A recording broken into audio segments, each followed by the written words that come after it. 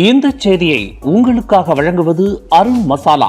1983 ஆண்டிலிருந்து தரத்துடன் தன்மை மாறாத அறுசுவை சமையலுக்கான அருண் மசாலா.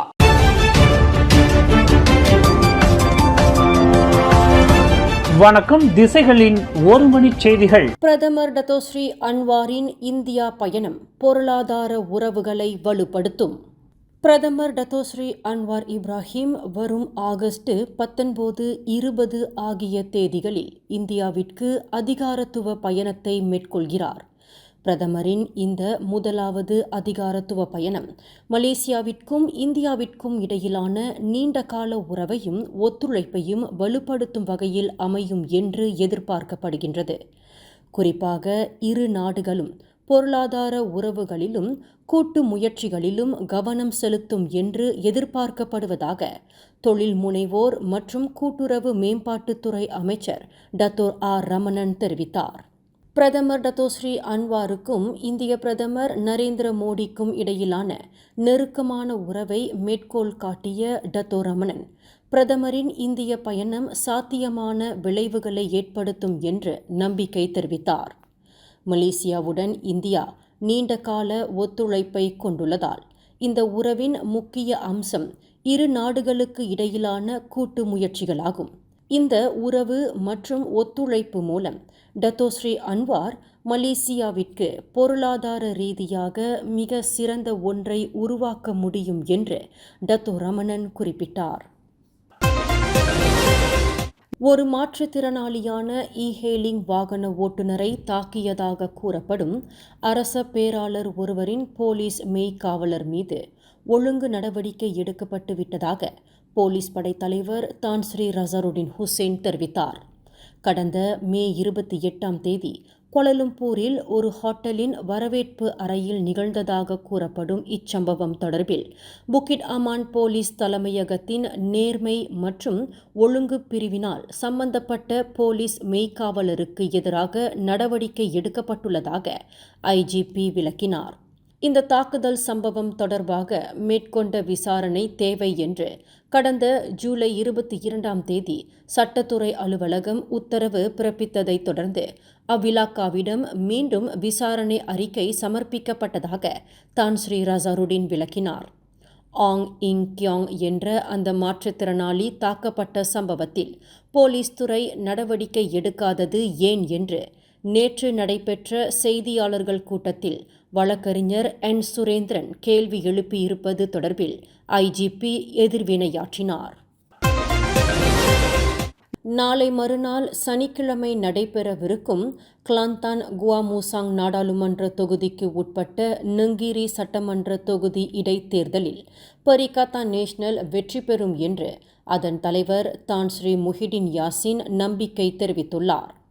அதேவேளையில் பர்சத்து கட்சி சார்பில் போட்டியிடும் பரிகாத்தான் நேஷனல் வேட்பாளர் வெற்றி பெறுவது உறுதி என்று அதீத நம்பிக்கை வைக்க வேண்டாம் என்று தோழமை கட்சிகளின் உறுப்பினர்களுக்கு அவர் அறிவுறுத்தியுள்ளார்.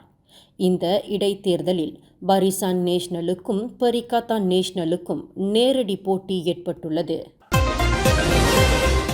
ஜொஹூர் மாசாயை சேர்ந்த ஆசிரியை இஸ்திகோமா அஹ்மத் ரோசி கொலை தொடர்பில் கைது செய்யப்பட்டுள்ள அவரின் முன்னாள் காதலன் என்று நம்பப்படும் 37 வயது முன்னாள் ஆசிரியர் நீதிமன்றத்தில் குற்றஞ்சாட்டப்படுவது தொடர்பில் துணை பப்ளிக் ப்ராசிக்யூட்டரின் அடுத்த உத்தரவுக்காக போலீஸ் துறை காத்திருக்கிறது. 3 குழந்தைகளுக்கு தாயாரான 33 வயதுடைய அந்த ஆசிரியையின் தலை, கை, கால்கள் துண்டிக்கப்பட்ட நிலையில் அவரின் சிதைந்த உடல் இவ்வாண்டு ஜனவரி 6 முலாக்கா ஜலான் அலோர்காஜா தம்பின் சாலையில் ஒரு குப்பை தோம்பில் கண்டுபிடிக்கப்பட்டது. இக்கொலை தொடர்பில் கைது செய்யப்பட்டுள்ள அந்த ஆசிரியையுடன் பல்கலைக்கழகத்தில் ஒன்றாக படித்தவரான அந்த சந்தேக பேர்வழி காட்டிய இடத்தில் அந்த பெண்ணின் துண்டிக்கப்பட்ட மேலும் சில உடல் அவயங்களை போலீசார் மீட்டனர். இக்கொலைக்கான காரணத்தை போலீசார் தொடர்ந்து ஆராய்ந்து வருகின்றனர். கோலாலம்பூர் மாநகரின் புதிய டத்தோ பண்டாராக பொறுப்பேற்றுள்ள டத்தோ சரி படுகா டாக்டர் மைமூனா முகமது ஷரீஃப் தலைநகர்வாசிகளின் வாழ்க்கை தரத்தை சீர்படுத்த வேண்டும் என்று பிரதமர் டத்தோஸ்ரீ அன்வார் இப்ராஹிம் கேட்டுக்கொண்டுள்ளார். நகர வளர்ச்சி திட்டங்களில் பரந்த அனுபவத்தை கொண்டிருக்கும் டாக்டர் மைமுனா தனது அனுபவத்தை மைய கருத்தாக கொண்டு கோலாலம்பூர் வளர்ச்சி திட்டங்களுக்கு பாடுபட வேண்டும் என்று பிரதமர் வலியுறுத்தினார். இன்று ஆகஸ்ட் 15ஆம் தேதி கோலாலம்பூர் டத்தோ பண்டாராக பதவியில் அமர்ந்துள்ள 63 வயது டாக்டர் மைமுனா மரியாதை நிமித்தமாக பிரதமர் டத்தோஸ்ரீ அன்வாரை அவரின் அலுவலகத்தில் சந்தித்தார். கோலாலம்பூர் மாநகரின் முதலாவது பெண் டத்தோ பண்டாராக பொறுப்பேற்றுள்ள டாக்டர் மைமுனா ஓர் உயர்ந்த அந்தஸ்துக்கு கோலாலம்பூரை முன்னோக்கி கொண்டு செல்ல வேண்டும் என்று பிரதமர் கேட்டுக்கொண்டார்.